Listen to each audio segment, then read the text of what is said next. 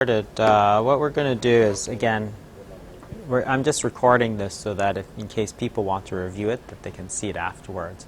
And then, are we recording now? Okay. So, again, welcome. This is part 6. What we're going to talk about today is dietary fat. So, again, it's one of the ways that, we've all been taught, really, is that we should eat a low-fat diet. And this is starting probably in the 1950s or so, and we've all believed that that would be very healthy for us because we all thought that fat was, clogging up our arteries. And as a result, we followed the very low-fat diet, but the problem is that the benefits have never really materialized, so that we actually had more diabetes, more obesity, and more heart disease than ever before. So it's been increasingly recognized that dietary fats probably are not as bad for us as we initially thought. And this is a quote. Actually, I'm going to use this. This is a quote here from Dr. Hugh and Dr. Willett from the Harvard School of Public Health. He's kind of the head of the nutrition and runs some of these very large studies. And even by about the year 2001, which is about more than 10 years ago, he said, it is now increasingly recognized that the low-fat campaign has been based on little scientific evidence. So we didn't really know what we were doing, but we told people to eat low-fat anyway. So this is the way we think about the obesity, and just to briefly review the previous few lectures. So really the key to the whole part is the insulin, which is really what controls our body weight and how much fat that we have. Cortisol plays a smaller role. It's mostly about the insulin. And over time, what happens is we develop the insulin resistance. And what you can see from this, the way we understand it, is that there are several protective factors that tend to reduce the insulin, which is the fiber and the vinegar. And really, the insulin is the key not only to the weight, but really to the whole spectrum of diseases that we worry about, which is the metabolic syndrome, which is the high blood pressure, the diabetes, the high cholesterol. But not only that, but you can actually link high insulin levels to all these other things: heart disease, cancer, gum disease, all kinds of really, really bad things. And that's one of the reasons that we really worry about the insulin, because it has a major impact on your health. Not in the short term, but over the long term.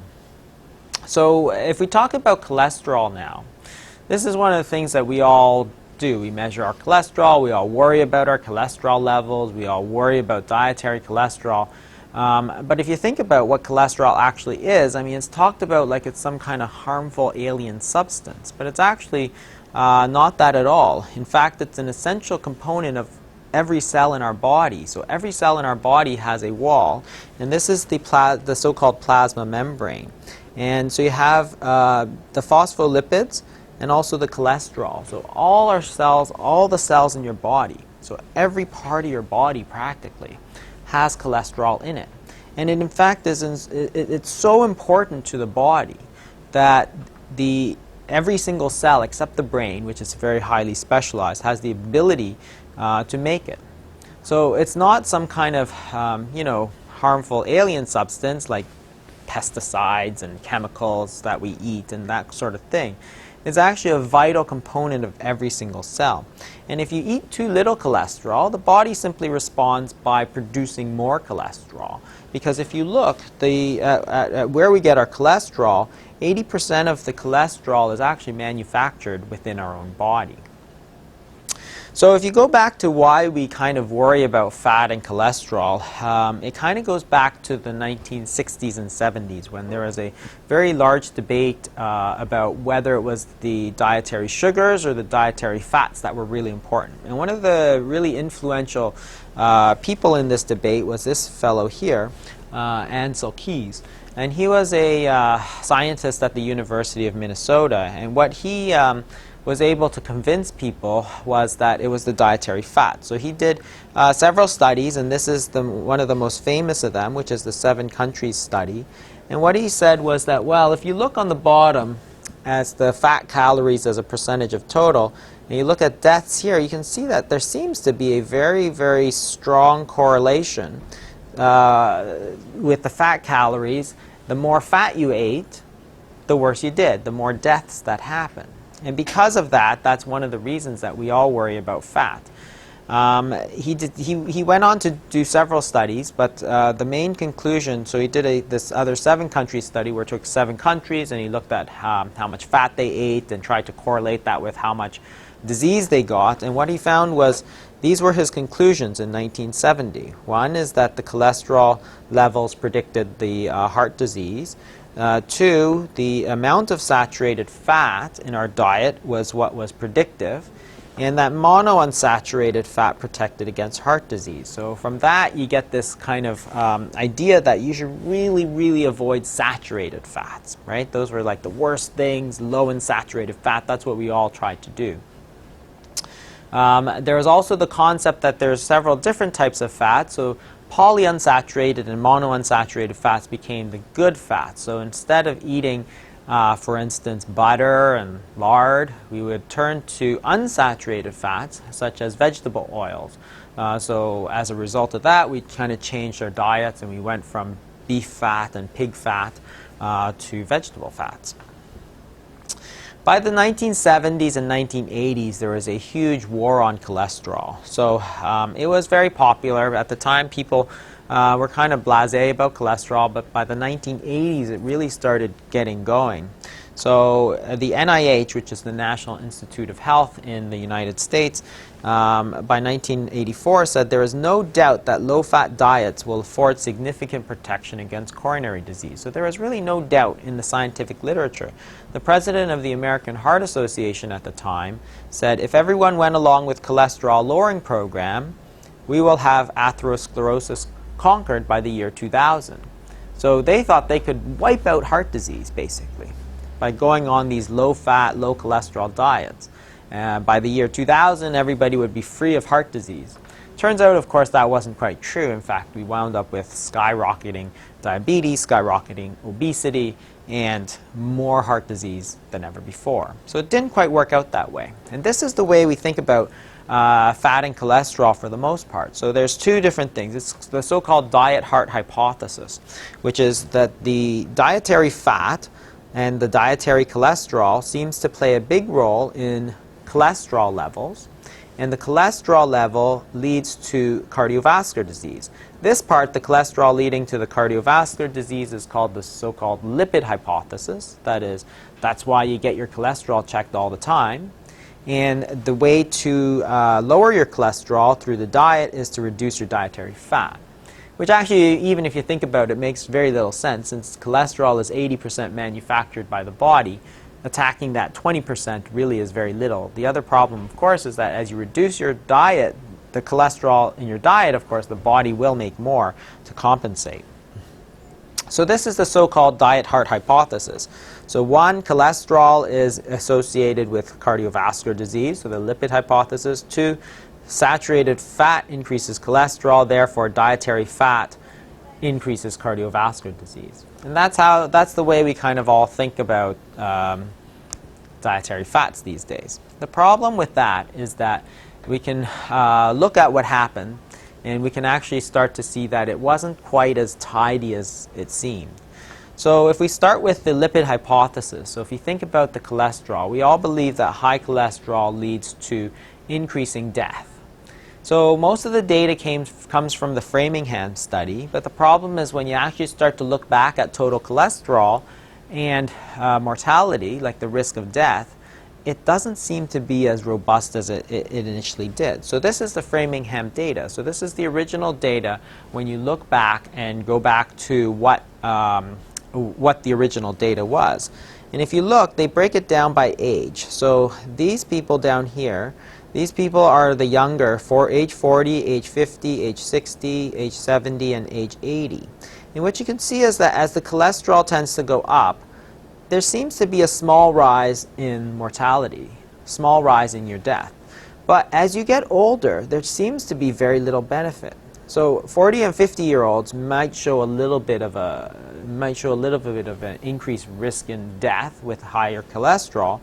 But by the time you get about age 60, you can see it's flat. There doesn't seem to be any increased risk of death with higher cholesterol. By the time you get to age 80, you can see that the high cholesterol is not bad for you at all. It's actually very, very good for you. That is, if you look at these people, the ones with the lowest cholesterol are the ones that are dying off like crazy. And as you get higher and higher cholesterol, you get lower and lower risks of death, which is not exactly what people sell you. Since most of the risk of death is in these older folks, the cholesterol actually isn't a very good predictor of death at all. And what's further is that people have been able to follow the same group of people over 14 years. And what they found is that the falling cholesterol isn't a good thing. It's actually a very, very bad thing. So if you start out with a high cholesterol and then 14 years down the line your cholesterol is lower, most of you would probably think that's a good thing. But in fact, your risk of death would actually skyrocket. For every 1 millimole you drop, so if your cholesterol goes from 5 to 4 14 years later, you're not doing better. Your risk of death is increased by 429%. It is a huge risk. A low cholesterol is actually bad for you, not the high cholesterol. This is total cholesterol. They've broken it down since between the good cholesterol and bad cholesterol. But nevertheless, this is what happens. If you look at women, you can see the same sort of pattern. So they've broken this down again by age. So this is the group with that's age less than 55. And you can see that as you get a higher cholesterol, you do get a higher risk of death. The two lines here is one group, and then they lagged it by 9 years. So they followed up 9 years later. And then if you look at the group that is age over 55, again, as your cholesterol goes up, your risk of death doesn't go up. It goes down. And the risk of death is much, much higher in these people over the age of 55. So what happens is that the risk is actually significantly higher if your cholesterol is low, which is the exact opposite of what we think, right? And the exact opposite of why we do our cholesterols every year. And this is the Framingham Heart Study. This is the study that we base all of our medical decisions on. And this is follow-up over 31 years. So the high cholesterol is protective, not detrimental.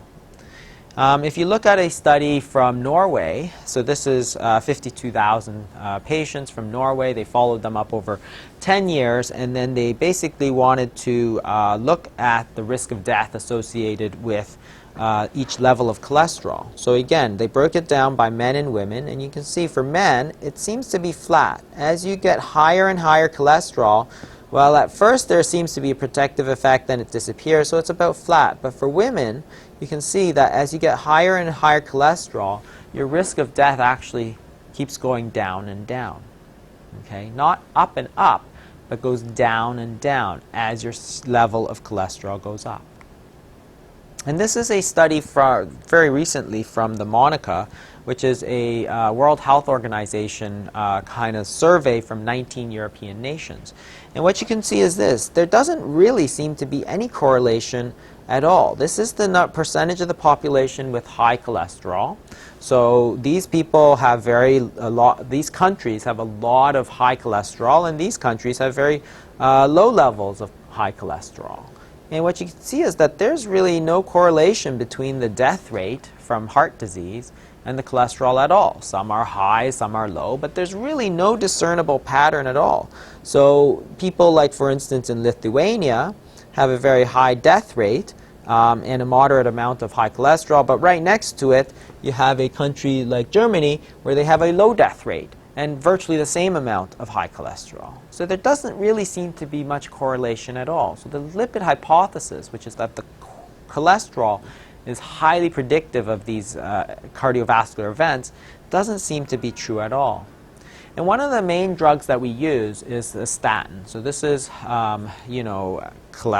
cholesterol-lowering pills. So there's two major classes, a newer class called ezetimibe, but the main class that we use is called statins. And that's always been one of the major things, because the use of these statins seems to lower risk of heart disease.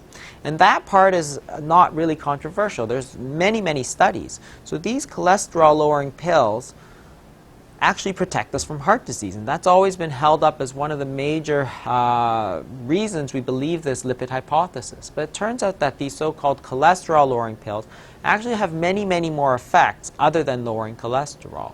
They actually have effects all over the cell. So part of what they do is attack the LDL, but they also have multiple effects on, VCAM, ICAM, which are different signaling molecules. They have effects on CRP, which is a measure of inflammation. So they have lots of different effects. So simply the fact that these drugs lower cholesterol and they reduce heart disease is not the same as saying that the cholesterol is the reason that they reduce heart disease. So we go to the next part of the diet-heart hypothesis, which is the dietary fat part of things, right? So we see that the cholesterol leading to heart disease part, that's not quite on as strong ground as we might believe. But the next part is that does the diet have any influence on the serum cholesterol? So this is where Framingham is. It's in Massachusetts, and basically what they did is they took this whole town, and Harvard University set it up in 1948, a study where they're going to take everybody, practically as many people as they can in this little town, and they're going to check them every couple of years and see who gets heart disease and who doesn't get heart disease. And the reason they set up this test was really to find the relationship between dietary fat and heart disease. And so they looked at these people, and what they found was that there actually was a considerable range in the serum cholesterol. Okay, so some people had high cholesterol, some people had low cholesterol. But this is what's important. This is Tavia Gordon from the National Institute of Health. He is the main statistician in charge of the study. He says, something explains this inter-individual variation, but it is not diet. That is, some people have high cholesterol, some people have low cholesterol, but what causes that high and low cholesterol is not your diet. It's not your dietary fat, it's not your dietary cholesterol. And that again is contrary to the message that we mostly get, which is that your cholesterol level is due to your diet. In fact, that has almost no correlation to the diet. And this was known more than 50 years ago. So when they found this out, they actually couldn't believe it. So they wound up never publishing it, even though this study was a huge study and everybody's looking forward to it. And this was the only paper that got kind of published, and this is not published in a medical journal where it was distributed widely. They published it in a little folder, and then they filed it away, and it got lost somewhere. So they said that Tavia Gordon says, unfortunately, these data were never incorporated in a definitive report, and that's the reason why we don't know this. But if you look at the articles in the newspaper that came out around the same time, what you can see is that there is no discernible relationship between the diet intake and the serum cholesterol levels. So even if you were to believe that the cholesterol levels were really, really important, the diet doesn't really seem to make much difference to the serum cholesterol levels. So this is what it showed. So they took men and women, and they looked at the cholesterol, how much cholesterol they actually ate. And then they looked at the cholesterol levels. And you see, if you ate above median, so if you ate a lot of cholesterol, your level of cholesterol was 6.16. If you ate very little cholesterol, your cholesterol level was 6.16. There just doesn't seem to be any relationship at all. You could eat a lot of cholesterol, you could eat a little cholesterol. Your cholesterol level won't change. And that makes sense because most of the cholesterol in your body is actually manufactured by the body. And that's actually one of the ways that those drugs, those statin drugs, work to lower cholesterol, is that they block the manufacture of cholesterol in the body. And that's why they're far more effective than the diet at lowering cholesterol. But the diet is not nearly what we think it is. There's no association between the cholesterol and the dietary cholesterol and the serum cholesterol levels, and there's also no association between the fat and the cholesterol levels. So neither of those really makes a difference. But because they kind of buried the result, never published it, it never got out to the rest of the public that it wasn't, the diet simply wasn't that important. And no matter how much we look, we couldn't find any kind of relationship between dietary fat and dietary cholesterol. So this is another study called the Tecumseh study, which again you can look at. They looked at serum cholesterol levels. They took a group of people and they looked at people with high cholesterol, kind of medium levels of cholesterol, and they looked at people with low cholesterol. So lower tercile means the lowest, the 1/3 of people that have the lowest cholesterol.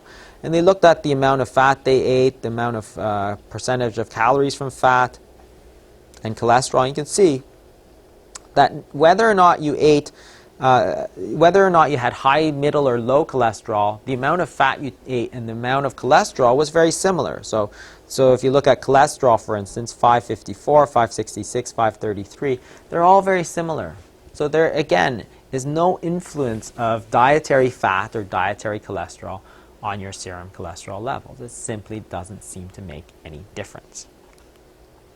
So in fact, the National Cholesterol Education Program, which is a program run in the United States, actually knows this. They just don't really want to tell you. So what they write when you kind of dig through their huge reports on cholesterol is that dietary cholesterol causes marked hypercholesterolemia in many laboratory animals, including non-human primates.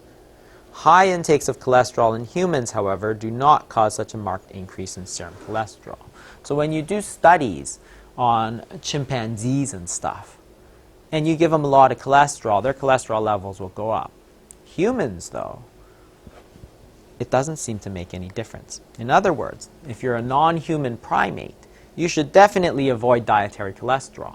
Humans, though, not so much. It doesn't seem to make any difference.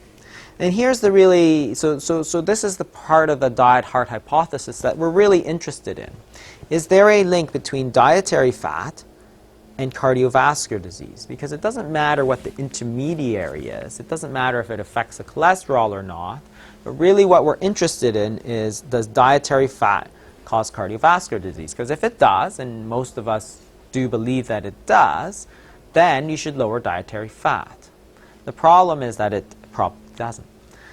So this is the original data from Ansel Keys. So this seemed to be very, very important. So look at the bottom, it's fat calories as a percentage of total. So as you eat more fat as a percentage, your risk of heart disease and your risk of death goes up. So that was always kind of the backbone of our belief that fat was bad for you. But he actually cherry-picked the data quite substantially to exaggerate how close the relationship actually is. So he actually started with 22 countries, and then he kind of just threw out the ones that didn't seem to fit, and then he got a much cleaner graph. So this is the original graph. You see that there's a much larger spread. It's not a nice, simple line like that. Eat more calories from fat, therefore you get more heart disease. It's actually much more messy than that. And you can see that there still seems to be some kind of relationship. That is, the more calories from fat you take, the higher your risk of death. But it's not nearly as good as it seemed to be from the way he originally presented it.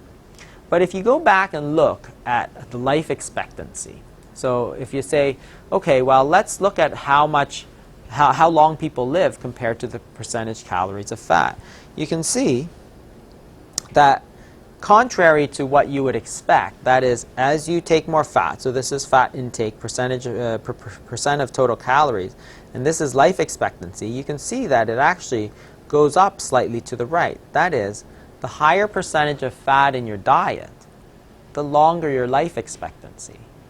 So this seems to be a bit of a paradox here, because if you're saying that the more fat you eat, the more heart disease you get, yet you're saying that the more fat you eat, the higher your life expectancy. You live longer.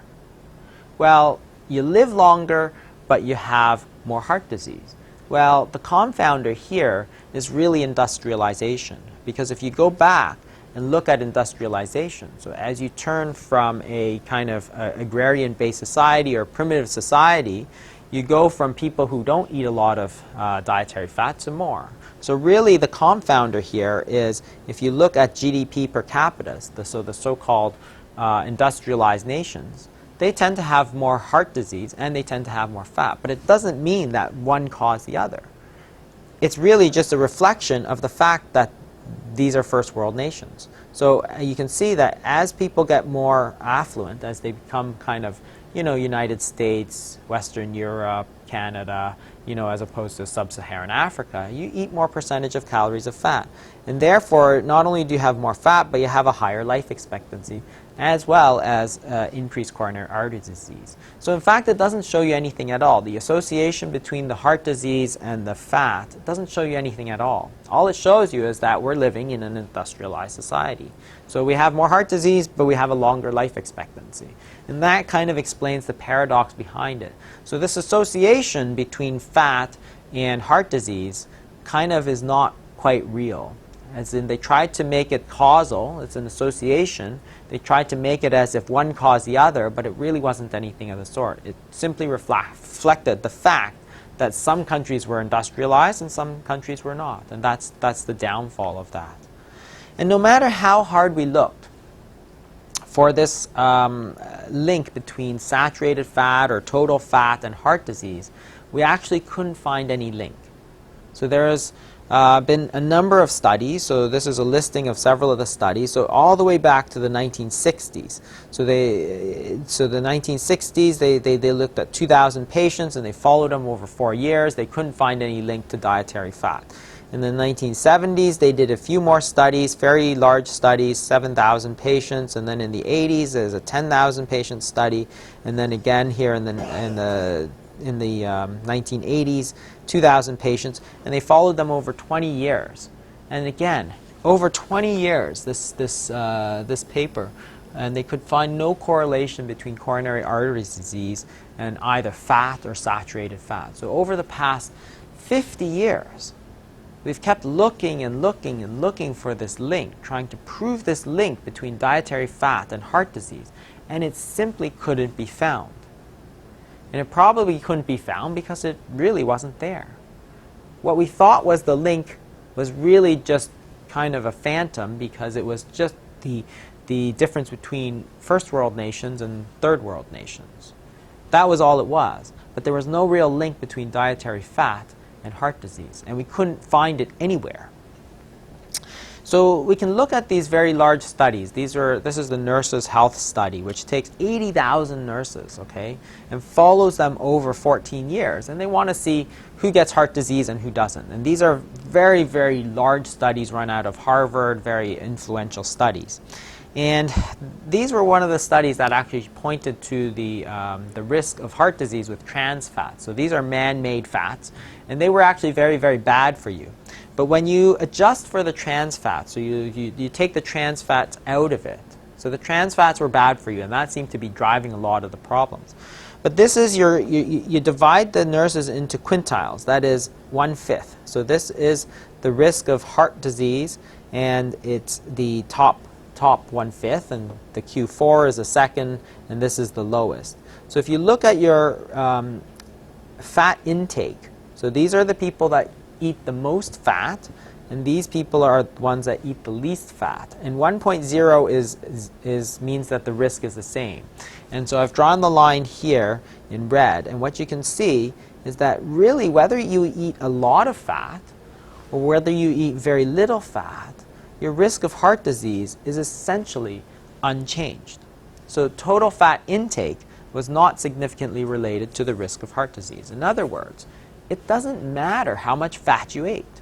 When you adjust for trans fats, if you ate a lot of trans fats, for sure you're going to do badly. But if you look at other fats, it just was not relevant. Okay, and these are huge studies. It's 80,000 person study. Okay, there's no relationship whatsoever short of the trans fats. If you look at cholesterol, again, it's the same. So these are the people who ate the most cholesterol, and these are the people who ate very little cholesterol. So you can see, again, there's very little difference between whether you ate, say, the second, so very little cholesterol, or a lot of cholesterol. So whether you ate a lot or a little bit, it just doesn't seem to matter. So the amount of cholesterol that you eat and the amount of fat that you eat in the diet has really very little bearing on your risk of coronary heart disease. It doesn't clog up your arteries. It's not like you eat a lot of fatty foods and it clogs up your arteries. There's no relationship then that we can find. And this is, again, showing over the years, this is the cholesterol intake. So our cholesterol intake as a population has not changed much over the last 100 years. But the risk of heart disease goes up, it goes down, but there's something that's causing that, but it's simply not the cholesterol. The cholesterol that in our diets is not that relevant. So recently, a couple of years ago, the Archives of Internal Medicine published a study. So these people looked at basically all the dietary studies they could find and tried to see what is important in the diet and what is not important in the diet. So they wanted to look at all factors, including Mediterranean diet. So these are the ones that seem to make a difference. Okay, so if you follow a Mediterranean diet, it was very good, because if you look at coronary outcomes, it's 63%. What that means is that if you follow a Mediterranean diet, you have only 63% of the risk of heart disease of somebody not, which means that you have about a 30% protection from heart disease by following a Mediterranean diet. So that's good. A Mediterranean diet, which is actually higher in fat, olive oil and so on, and tends to be lower on processed foods. High quality diet, which is defined differently, but vegetables, for instance, carries about a 23% protection. If you look at nuts, nuts are very high in fat, right? It's half fat and half protein, a lot of these things. But if you eat a lot of nuts, you see you get about a 30%, because it's a 0.7, which means you have 70% of the risk. In other words, you have 30% protection if you eat a lot of nuts. If you eat trans fats, of course, that's very bad, because you get 1.3, which means you have a 30% increase in risk if you eat a lot of trans fats. And if you eat a high glycemic index or high glycemic load, which is, you know, what we've been talking about, which is foods that are highly processed, which tend to raise the insulin levels, again, you have a 30% higher risk of heart disease when you take those. So those we can understand. But what about the dietary fat? That's what we're really interested in this session. Well, you can see that whether you look at total fat, saturated fat, or unsaturated fat, all of these cluster around 1.0. What that means is that there's no difference. 1.0 is 100%. So if you take a lot of saturated fat, you have about the same risk of heart disease as somebody who doesn't take saturated fat. So saturated fat, which has been demonized all this time, simply has no correlation when you actually look at all the studies. It's not just one study, but it's 11 studies. 11 studies they've looked at all this time, and saturated fat was simply not a factor in any of them. So no matter how you look, no matter how you slice it, you could not find any correlation between saturated fat. And the unsaturated fat, which is the vegetable oils and all those, corn oil, canola oil, which we all thought was very healthy for you, it carries no protection at all. That is, if you take a lot of these vegetable oils, it doesn't seem to do you any good. And if you take a lot of saturated fat, it doesn't do you any harm. So again, if you look at the National Cholesterol Education Program, so this is that big program run out of the United States, what you can see is that they've really found, so recent prospective studies have failed to detect a causative link between percentage of dietary fat and obesity. In other words, despite 40, 50 years of trying to find the evidence that dietary fat is really, really bad for us, they still haven't been able to find it. And the reason they probably haven't been able to find it is that it's simply not there. So let's look at saturated fat, because this is the one that everybody is warned against, right? So trans fats are a different category entirely. So trans fats are saturated fats, but they're man-made and they're very, very bad for you, and nobody really doubts that. And we all try and eat less trans fats. But what about saturated fats? So these are the fats that are found in a lot of, you know, meat, for instance, cheese, eggs. And this is the reason why a lot of us try to avoid all these things. So saturated fats are fats that are fully saturated with hydrogen. And it's a chemical term.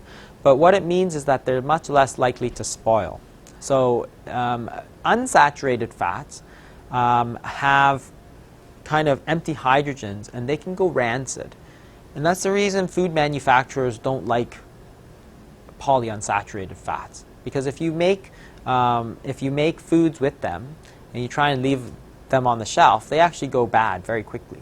But saturated fats like beef fat and lard and so on, they don't go bad very quickly. And that's the reason why food manufacturers like to use saturated fat. When the tide kind of turned against all these natural saturated fats, they took vegetable oils and saturated them. And that's how they made trans fats. They're turning an unsaturated fat into a saturated fat, increased the shelf life and all this sort of stuff, but the problem was that they were really, really bad for you. But if you look at saturated fats, these are the fats that you see in beef tallow and butter, for instance. So all these animal fats that we've been warned against.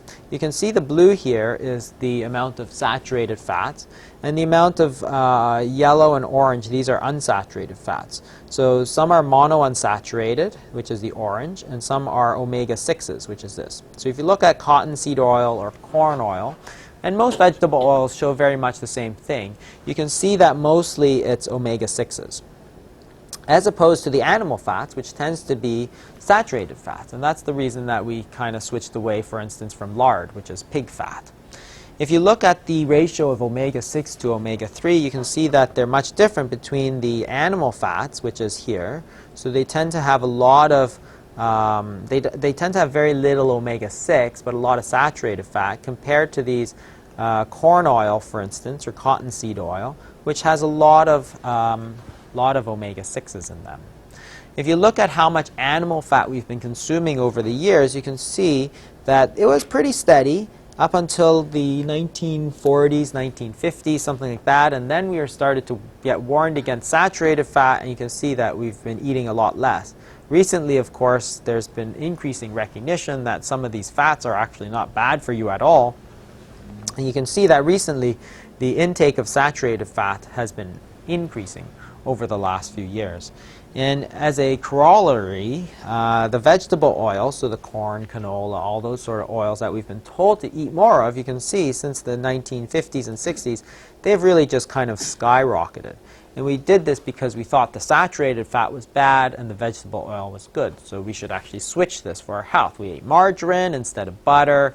We switched to vegetable oil instead of lard, and that sort of thing.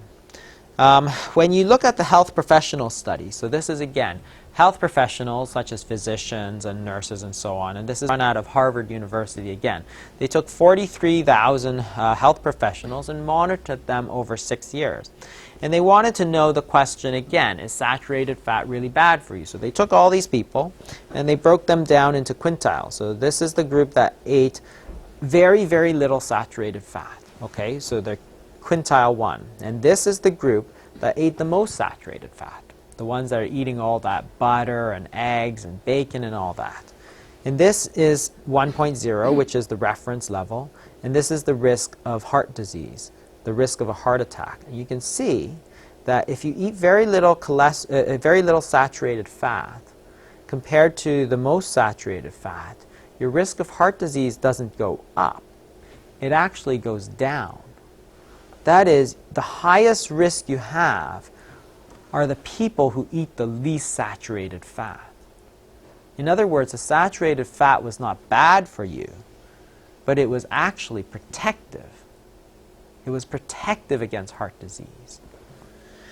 And what they said here, and this is not new data, this was published in 1996, so this is data that's close to 15, 18 years old. We've known about this data forever.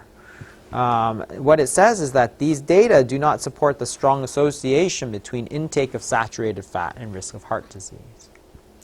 If you look at other studies, for instance, this was published in 1985. This is looking at dietary fat and stroke. So they took almost 8,000 Japanese men who were healthy. They looked at their diet, and you followed them up over 10 years and said, well, who's going to get a stroke and who's not going to get a stroke? So they looked at 3 factors. The blue is the fat, the red is the protein, and the green is the sodium. So you can see that Q1 is the first quintile, which means that they eat the least fat of all. And Q5 is the top quintile, which means that they ate the most fat.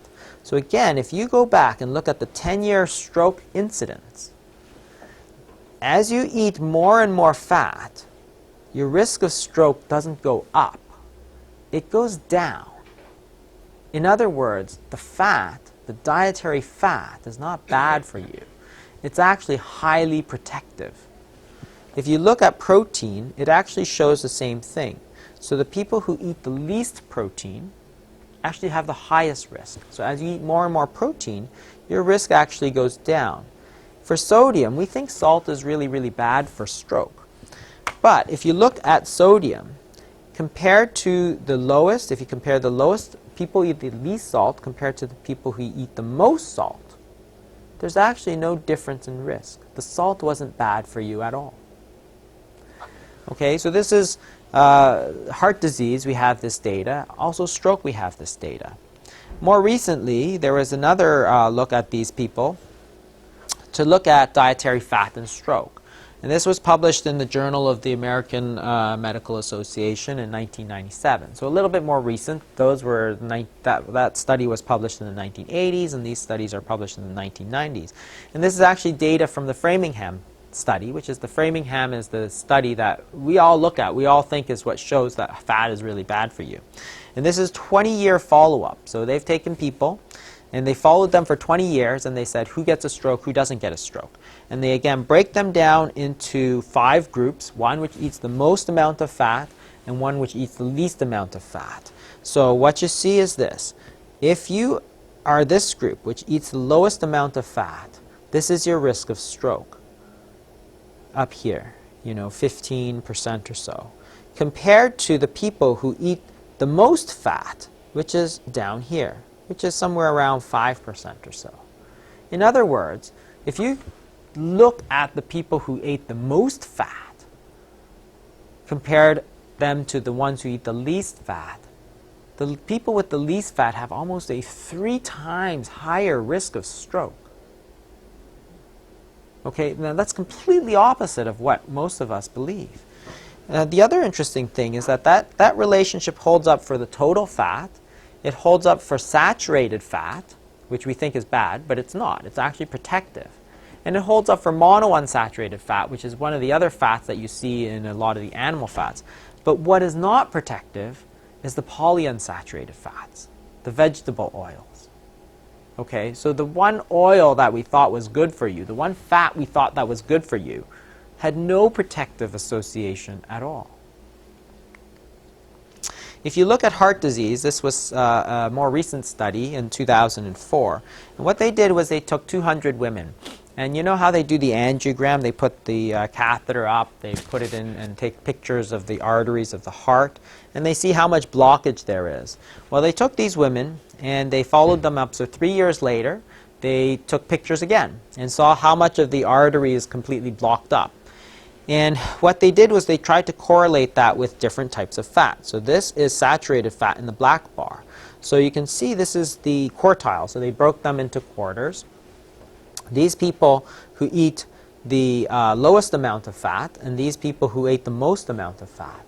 Okay, so the people who ate the least fat, okay, the lowest amount of saturated fat, they had the most clogging of their arteries. That is, the amount of opening of the artery went down a lot. Compared to the people who ate the most saturated fat, their arteries seemed to open up a little bit. So rather than all this fat clogging your arteries, when you eat the fat, it doesn't clog your arteries, it seems to clean out the arteries. And if you look at the monounsaturated fat, so monounsaturated is the one that's in a lot of animal fats, but it's in a lot of like the avocados and the olive oils and stuff.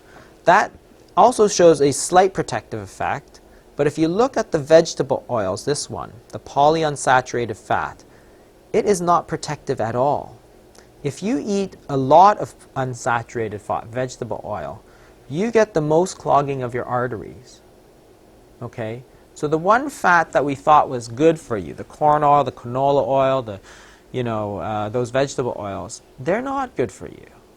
And what you thought was bad for you, which is the saturated fat, which is the lard, it actually is very good for you.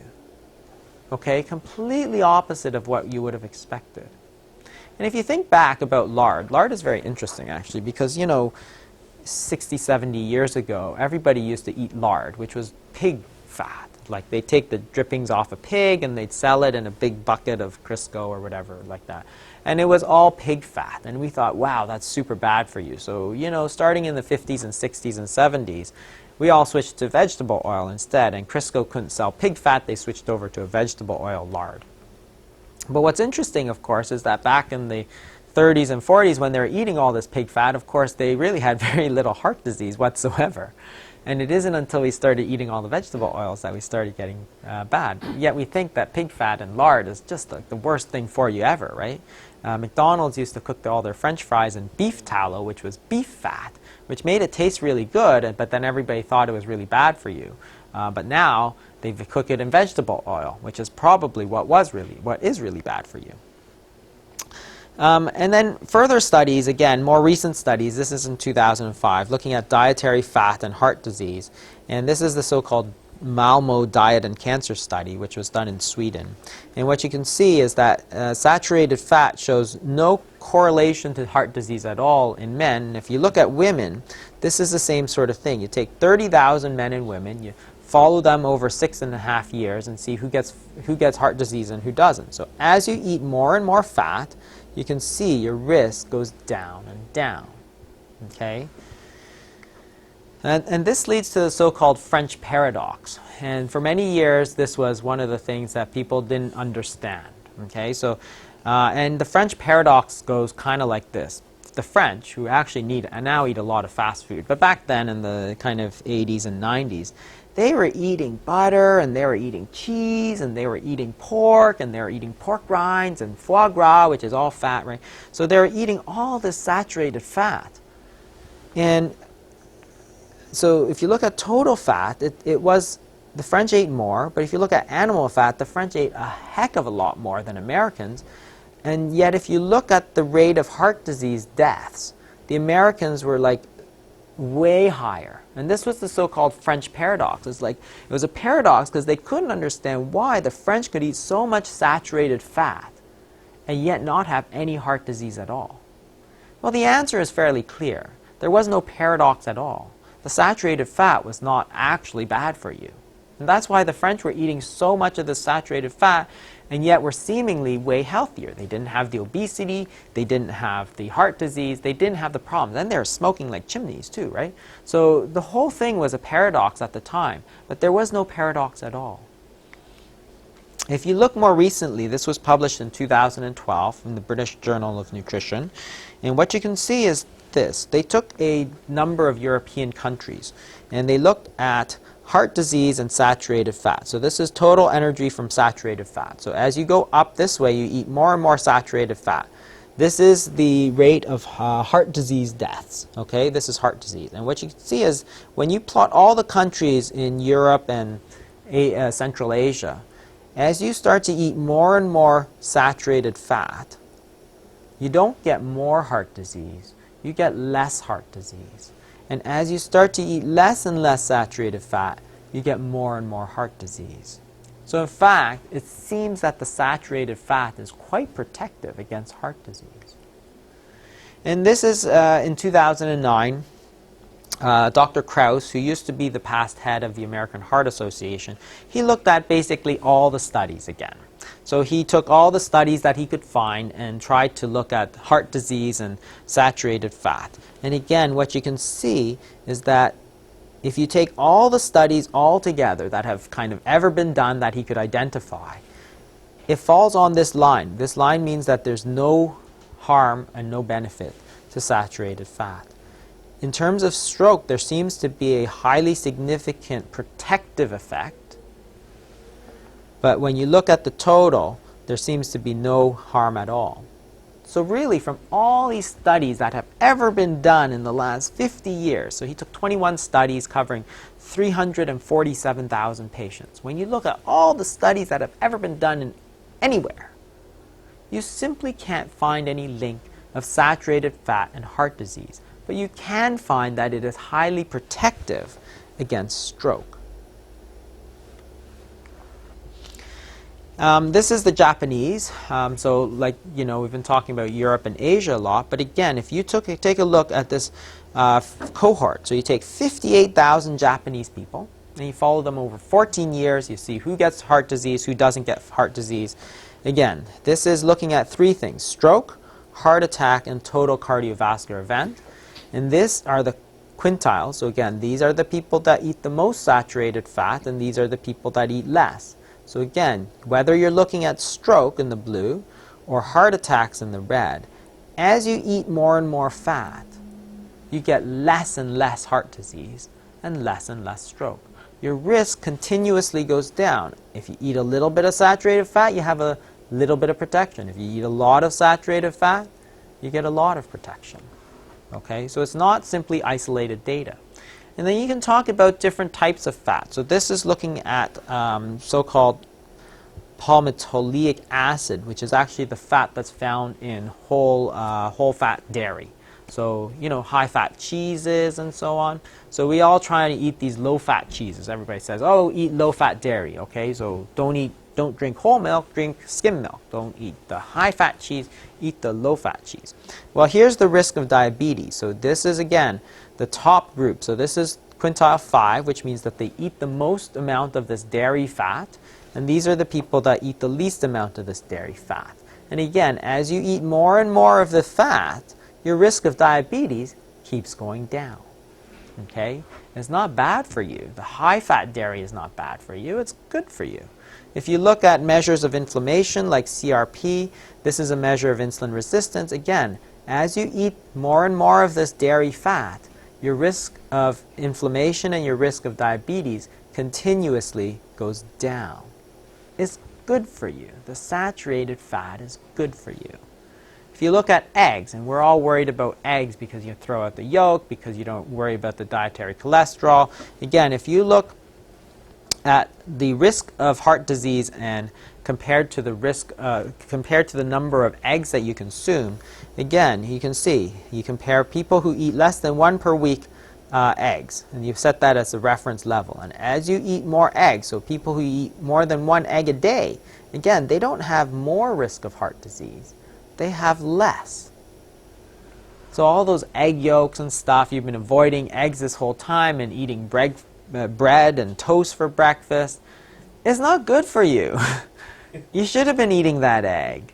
You should have been eating all that fat all along. That low-fat dairy that you thought was good for you, the skim milk which you thought was good for you. No, you should have been eating the high-fat cheese and the high-fat dairy and the eggs. You should have been eating that all along. So more and more studies come out showing this exact same thing. So this was just published in 2013, the British Medical Journal. They looked at, again, all the studies that have ever been done on eggs. And what you found is that there's no correlation. So it falls right on 1.0. This is the overall. When you look at all the studies that have ever been done on eggs, there doesn't seem to be any correlation between the number of eggs you eat and heart disease. If you look at diabetes, so they looked at all different types of eggs and compared them, the people who eat more than 1 egg a day to the ones that eat less than 1 egg per week. And you can see that it makes no difference for most of these measures, but in terms of the diabetes, you get a lot more diabetes if you cut out the eggs and the dairy. So the nuts is the same thing. So there's been multiple studies, about 5 or 6 studies that have shown that nuts are actually very protective. Okay, so most people know this, walnuts and other nuts. If you take a lot of nuts, you're protected against heart disease. And you can see that people who almost never eat nuts to people who almost eat daily nuts, their risk actually goes down as you eat more and more nuts. So, you know, almost down to 60%. So you're talking about a 30 to 40% reduction in your risk in those people who eat a lot of nuts. And we've always said don't eat a lot of nuts because they're high in fat. Well, that's good. That's a good thing. That's not a bad thing. It's a good thing. Nuts are actually very interesting because they're high in fat, which is good. They're high in fiber, which is very good. And they're high in protein, which is very good. And what they don't have a lot of is carbohydrates, and they don't tend to raise the serum insulin levels. So they are actually very good. And of course, recently we've talked about omega-3s in terms of fat. So these are the fats that are found in a lot of fish and oily fish, salmon, mackerel, that kind of thing. And most of you know that there's been a big interest in people, like populations who eat a lot of fish seem to have a lot of protection against heart disease. And these are, again, fats, omega-3 fats. It's a specific type of unsaturated fat. So as opposed to the omega-6s, which you find in all the seed oils, the omega-3s seem to be highly protective. And there's a few studies of this. Most people know that it seems to be protective already, but you can take these 18,000 Japanese patients and you give some of them EPA, which is an omega-3, and some of them you don't. And those ones that you gave the omega-3 supplements to seem to do better. They seem to have less heart disease. So the amount of protection is actually fairly substantial. It seems to be about a 20% reduction in risk. When you give these kind of normal people with high cholesterol but no heart disease, when you give them omega-3s, they do seem to protect the heart. And that's where this whole notion comes from. The low-fat diet, of course, has been studied. And of course, what they found is that if you have a heart attack and you give somebody a low-fat diet, it doesn't really seem to be protective at all. So this is a very early study published in 1989, and they showed that if you take 2,000 men after a heart attack and you randomize them, one to a low-fat diet, one to a regular diet, there's really no difference. There's no protection in the low-fat diet. But what seems to protect them a lot is the fish. So people who they told to eat fish twice a week, they seem to have a lot less. This is the percentage surviving. So you can see they had a lot better survival than the people who didn't eat a lot of fish. So a lot of people believe that that might be due to the fatty fish, and particularly the omega-3s. So the one fat that is, of course, very bad for you is trans fat. So trans fats are man-made fats, and they used to be found in a lot of margarines. Margarines have, switched, and this was due to Dr. Willett, who did the big studies on the Nurses' Health Study, and they found that these artificial trans fats are actually very, very bad for you. So back in the day, we switched for margarine because we thought it was a lot better for you compared to butter, because butter had all that saturated fat. But it turns out that when you look at people who eat a lot of margarine, compared them to this one, which is the coronary heart disease event, so heart attacks and so on, as you ate more and more margarine, your risk of having these heart disease is substantially higher. What's interesting, though, is the butter. So as you eat more and more butter, you see that the slope actually goes the other way. So as you eat more and more butter, which is all the saturated fat, your risk of heart disease does not go up, it actually starts to go down. So again, saying that it's probably protective for you. So what we thought was protective is the polyunsaturated fat, the vegetable oils. And this is what's happened over the last 50 years or so. The total fats has slowly gone up, but it hasn't been the animal fats. It's been the vegetable oils. So as we eat more and more of this corn oil and canola oil and sunflower oil and all that sort of thing. If you look at butter and margarine, you can see what's happened to butter consumption. It's kind of fallen off quite substantially. And we've replaced that with margarine, which is all vegetable oil. So basil and all these sort of things have all been doing that. This is the polyunsaturated fat, so it mirrors the consumption of vegetable oil. That is, we've switched from eating lard to vegetable oil. And if you look at polyunsaturated fatty acid, our consumption has kind of steadily been going up through all these years. And we all think that it's not a processed food, that vegetable oil is really healthy and good because they put a nice picture of a corn or a nice picture of vegetables. But the problem is that these are actually very, very highly processed oils. So the thing about corn oil, for instance, is that corn is not fatty at all. Okay, so it has to undergo substantial amounts of processing to get that oil out. Not only that, you have to take tons and tons of corn to get that bottle of oil, because corn is not oily in the least. So if you compare that to olive oil or avocado oil, for instance, or coconut oil, those are fatty fruits. They don't undergo processing. You take the olive or you take the coconut, you squish it, and the oil comes out. That's pretty much it. And our bodies have been adapted to handle that, because you're not processing that in a kind of an industry. And compare that to what they do to get corn and canola oil. That is, you take the seeds, you heat it up, and then you press it. So it gets fed into this screw press with pressures up to 20,000 kilopascals. Then they throw in some hexane, which is a petroleum derivative, and it's a solvent, and it helps dissolve the oil, and then you recover the hexane by distilling.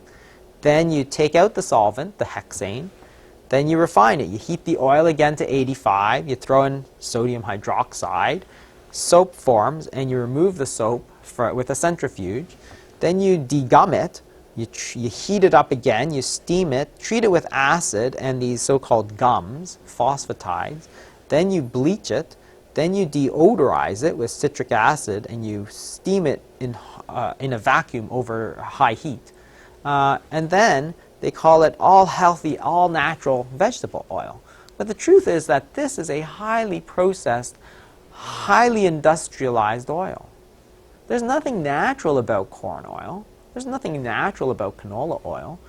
There was never anything natural about it, as opposed to these other traditional oils. You take the olive, you squish it, oil comes out. That's what happens. You take corn, you squish it, nothing oily comes out. You eat corn, you can't taste anything oily about it, right? It's not an oily fruit, and our bodies are simply not designed to handle these industrial oils. And if you look at the omega-6s, of course, the corn oil is the worst of them. But what we think are quite highly inflammatory, which are these omega-6s, are found in most of these industrial vegetable oils. And what you can actually start to see is some studies coming out that show that these polyunsaturated fatty acids, the vegetable oils which we thought were protective, are not at all. So if you look at the Sydney Diet Heart Study, so this came out in the British Medical Journal in 2013, and if you look at the intervention, so they took people and changed their saturated fats for vegetable oils, basically. And what they did was they looked at their deaths, and they seem to have a much higher rate of death, and they also seem to have a much higher rate of heart disease. When you compare those people, when you take them in an experiment, you take them, change their saturated fat for vegetable oils.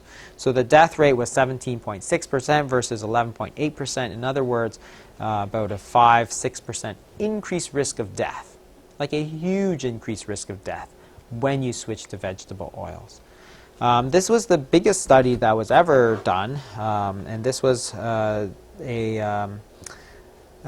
study done in the, I think it was done in the 70s, but it didn't get published until the 90s. And it was a 40% fat diet, which is fairly standard for most American diets. And they replaced the saturated fat again with polyunsaturated fat. And this was done actually in a mental institution where they controlled the diet. So that's very interesting, and they followed them for about 5 years. And what they found was that you could not show any difference in terms of the heart disease rate, but if you look at death rates, they were actually substantially higher. So this is the treatment arm, and this is the percent alive. And you can see that there's less people alive when you change people from saturated acid to the vegetable oils. So they were dying more. And when you take a look, and this is another recent study done in 2013, and they looked at all the studies, that they broke them up because the omega-3s might be protective, but it's also a polyunsaturated fat. They broke them up in terms of the studies that had omega-6s, or the vegetable oils, there seemed to be a lot of increased risk compared to the ones that used the omega-3, where you could see that there actually seems to be a substantial protection. So when you look at all studies with these polyunsaturated, there seems to be no benefit overall, but that's not quite the whole story. So the omega-3s seem to be protective, but the omega-6s, the vegetable oils, are actually quite harmful. There's also interesting studies looking at homicide. Some people think it actually plays an important role in homicide and mental health, and some people have linked increasing homicide rates to the consumption of these vegetable oils. I'm not quite sure that that is true, but nevertheless, people have also linked it to depression. Again, I'm not sure that that's true, or whether that's simply a reflection of the fact that they are highly industrialized nations, which tend to get more of these diseases. But certainly if you look at risk of dying and you look at the tissue levels of these polyunsaturated fats, as you have more and more of these omega-6s in your tissues, the risk of dying goes up. Okay, so there's a clear correlation. So all these people in Greenland and Japan and so on who have very low levels of these omega-6s. So omega-6 is the one that's in the vegetable oil. You tend to have very low risk of dying. And the ones who have a lot of omega-6s tend to have the highest risk of dying. So if we go to low-fat diets, we see that even if you think about it, there may not be as much protection as you might think. But you might think, well, where's all this data coming from that led us to believe that low-fat diets were really good for you? And the funny part is that you actually can't find it. So one of the studies that was supposed to show that low-fat diet was really good for you was Mr. Fit. And they actually told people to do a lot of things other than eating a low-fat diet. They actually had a group 12,000 men with high cholesterol, and one group lived normally, and one group had this so-called special intervention. So they quit smoking, they lowered their blood pressure, and they ate a low-fat diet because they thought that was really good for you at the time. Of course, the quitting smoking and the lowering the blood pressure, that was good for you. So you could show that you could lower the cholesterol a little bit. So the special intervention group, this is their cholesterol, they did lower the cholesterol a bit. But the problem is if you look at the number of deaths, there doesn't seem to be any difference between the two. So even though you're following all those important things, you couldn't show any difference. Actually, I'll take questions at the end, if you don't mind. I'll just finish this. The biggest study that was done was the Women's Health Initiative, which was a huge study. So 48,835 women. They followed them over 8.1 years. And this is an experiment. So they actually took almost 50,000 women. And one group they said, okay, eat the regular way that you do. And the other group they told, okay, eat a low-fat diet, so 20% of calories, which is very low. Eat more grains and eat more vegetables and fruit. And they looked at several things. One is that this is the diet from fat. So you can see the regular group did eat a bit of lower fat, but the group they told to eat really low fat, they actually ate a very low fat diet. So that's good. If you look at the number of fruits and vegetables, they told them to eat more fruits and vegetables. They did eat more fruits and vegetables. So that's very good. Was there any benefit? Well, you couldn't really find any benefit. So this is heart attacks, death, and coronary heart disease. There's no difference between the two groups. There's also no difference in strokes. So if you look at strokes, the two groups show no difference between the two groups. So one group was following a very so-called good diet, which is the low-fat diet, but there was no benefit whatsoever. If you look at breast cancer and invasive colorectal cancer, you'll see the same thing. Even there was a suggestion, but there really wasn't any benefit that they could show in this humongous study of 50,000 patients. They couldn't show any benefit. So if you think about the fat, they actually might be protective even within the context of the insulin, because the one thing that the fats do is that they tend to reduce the insulin levels. So if you eat fatty foods, it actually slows down your digestion. And you know that because you eat a very fatty meal and you go, oh, it just kind of sits there, right? Because it slows down the digestion. It slows down your intestines. And what you can see if you look at this study, if you look at the insulin rise, so they gave people kind of 4 different diets, but what's important is this one. So you give carbohydrates, which is CHO, or you give the carbohydrate with the fat. And what you can see is that whether you look at glucose or insulin, if you take the carbohydrate by itself, so that's bread and pasta and so on, you have a very high spike in your glucose and a very high spike in your insulin. But if you take the carbohydrate with the fat, it really attenuates the rise in glucose as well as the rise in insulin. So that's actually a very good thing. If you look at the glucose response again, it seems to be much better comparing the one with just the carbohydrate to the one with carbohydrate with fat. So the Mediterranean diet, for instance, is actually not a low-fat diet, it's a high-fat diet. Like you take their bread, yes, but they're going to take it with all that olive oil and vinegar, both of which are actually protective factors.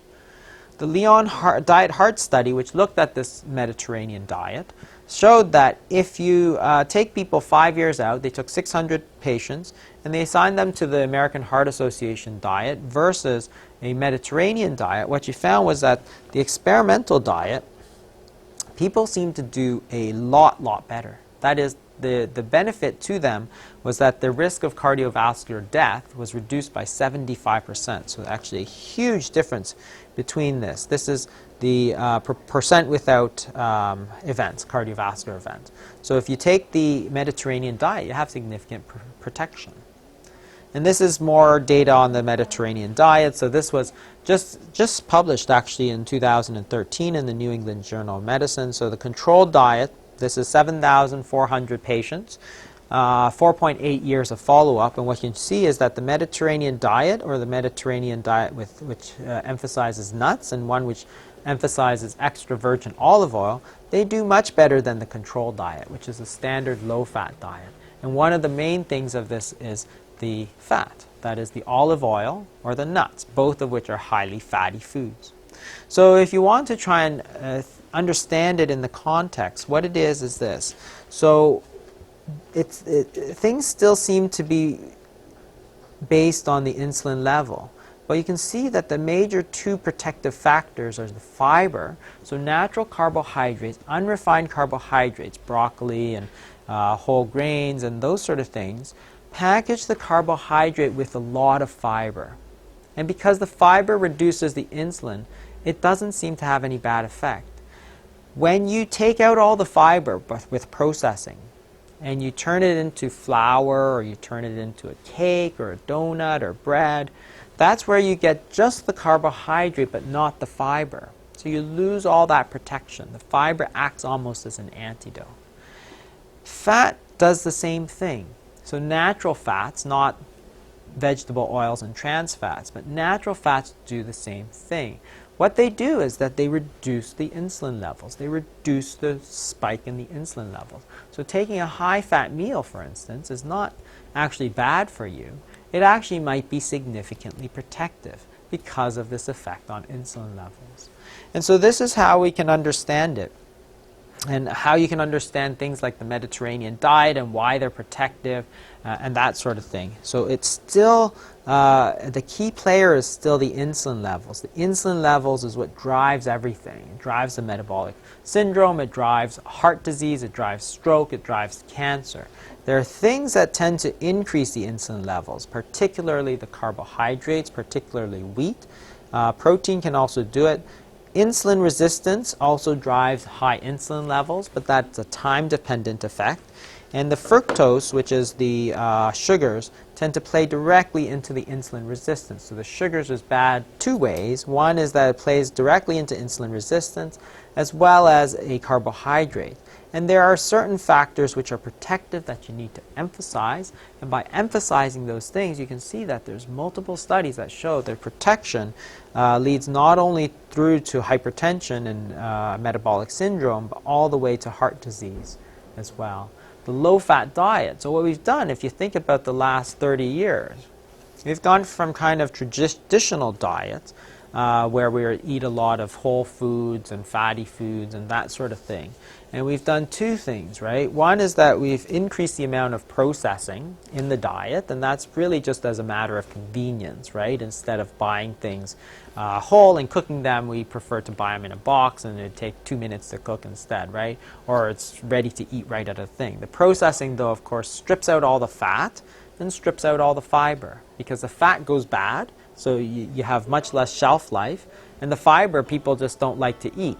So people don't have any of that. The other thing that we've done is that we've told people to eat a low-fat diet. So instead of getting the protective effect of the fat, we've gone to a low-fat diet.